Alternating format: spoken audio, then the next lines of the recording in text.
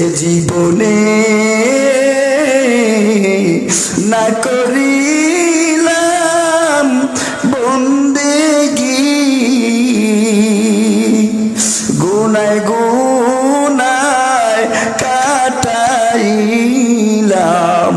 জিন্দেগি। এবার বীর সারি বলেন আল্লাহ নবী সালাবাতুল আনসারী তার দুনিয়ার ভিতরে নাই।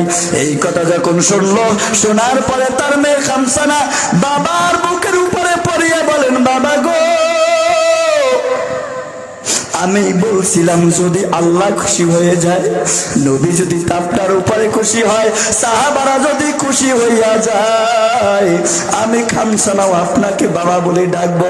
আজকে আপনার নবী খুশি হইছে, সাহাবারা খুশি হইছে, আল্লাহ খুশি হইছে, কিন্তু আমি চিরদিন এতিম হইয়া বাবা হারা হইয়া গেলাম, আমি তো আর বাবা ডাকতে পারবো না। এইভাবে যখন কাঁদতেছে, আমার দয়াল নবী ডাক দিয়ে বলে, খামসানা রে, খামসানার কান্দিস না, তোর কান্না আমার আর সহ্য হয় না, তোর বাবা দুনিয়া থেকে চলে গেছে। ও সাহাবারা তোমরা শোনো,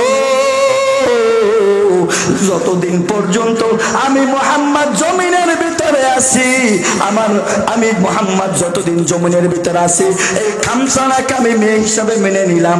তোর মা হইল আয়েশা, আমি মুহাম্মদ তোমার পিতা হিসাবে গ্রহণ করলাম। সুবহানাল্লাহ।